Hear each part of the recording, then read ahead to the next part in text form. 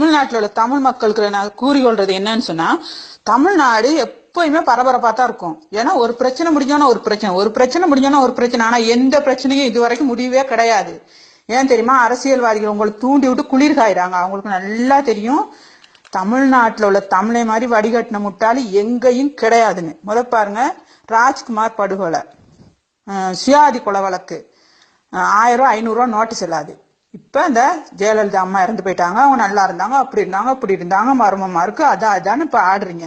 இதுக்கெல்லாம் முடிவு கிடைக்கும்னு நினைக்கிறீங்க? ஒரு நாளும் கிடைக்காது. ஏன்னா ஒரு பிரச்சனை முடிய முடுக்க இன்னொரு பிரச்சனை தூண்டிடுறாங்க. அவங்களுக்கு தான் திரும்பி நீங்க முட்டாள்னு ஆடுவீங்க, ஆனா பிரச்சனை முடிவு தேட மாட்டீங்க. பிரான்ஸ்ல இருந்து தமிழச்சின்ற பேஸ்புக்ல போட்டிருந்தா இந்தியாவில உள்ள எவனுக்கும் என் மயிரை கூட புடுங்கலாது. அது உண்மை. ஏன் தெரியுமா? இந்தியாவில ஆம்பளையே கிடையாது. இதை போய் பொம்பளை காலில் விழுவுறீங்க, வேட்டி கட்டிருக்கீங்க, பேண்ட் போட்டிருக்கீங்க, பொம்பளை காலில். உங்களுக்கு எல்லாம் வெக்கமால ஸ்ரீலங்கால சிரிக்கிறாங்கடா, காரி துப்புறானுங்க. கக்கூஸ் கழுவுற பொம்பளையே முதலமைச்சரா போட அலையிறீங்கன்ட்டு காரி துப்புறானுங்க. யாருடா சின்னம்மா? அம்மாவுக்கு உங்களுக்கு எல்லாம் அர்த்தம் தெரியுமாடா?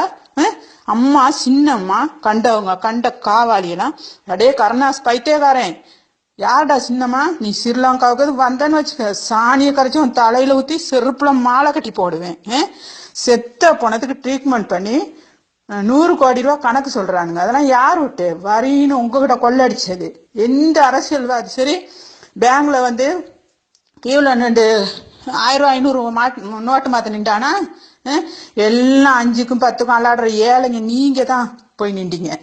சுய புத்தி சுய மூளை அப்படின்னு ஒண்ணு இருந்தா இன்னுமே ஒரு சோத்து பார்சலுக்கும் காபத்தை சாராயத்துக்கும் ஓட்டு போடாதீங்க. நல்லா யோசிங்க. தாமதமானாலும் பரவாயில்ல, நல்ல தலைவரை தேர்ந்தெடுங்க.